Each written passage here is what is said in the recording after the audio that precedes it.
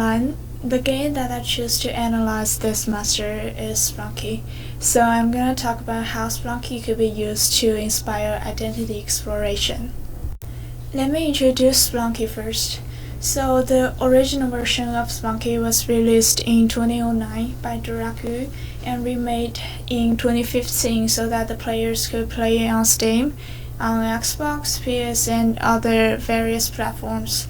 So the game is about the underground cave exploration and the treasure hunting journey, with the ultimate goal to rescue the princess. The players will meet all manners of monsters and traps, and they'll have to use ropes or bombs or other tools to beat them, or they'll have to go diving sometimes to create their own path. I found Splunky a really great game for children to explore and develop their identities. There are 4 points that I want to use to illustrate how they could potentially contribute to the identity exploration process, which are the multiplayer mode, the fantasy gaming environment that the game provides, the encouragement for players to co-design the games, and its intention to make players feel pleasantly frustrating.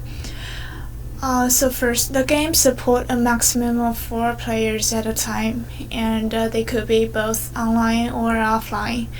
During the collaboration process, the players will learn to work with other people and communicate as well. So that's very important in modern society. Also, they will have to think and share the ideas within the team.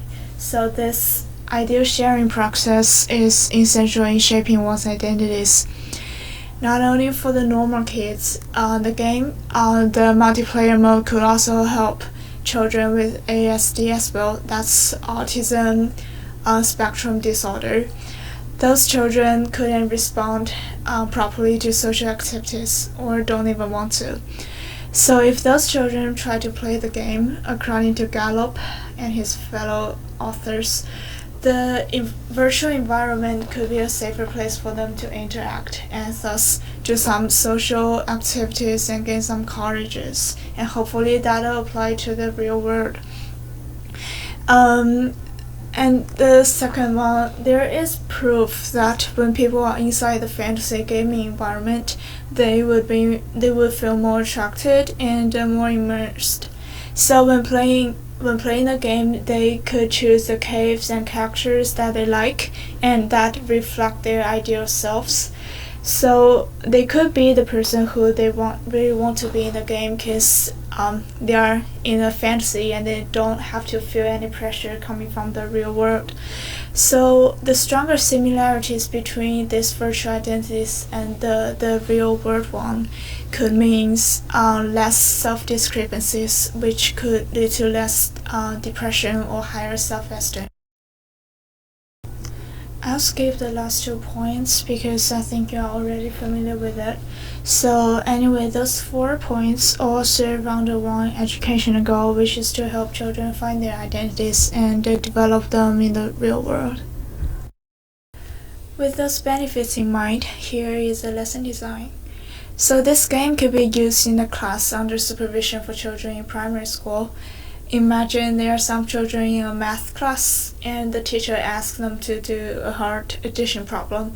They might get frustrated easily and distracted and may want to give up. However, if the teacher asks them to play Splunky for 5 minutes before doing the math, then it will probably help them concentrate and gain confidence. They would know that they could solve the math problem as long as they keep practicing, because in the game they have failed multiple times, they died in different manners, but they can win eventually after practicing.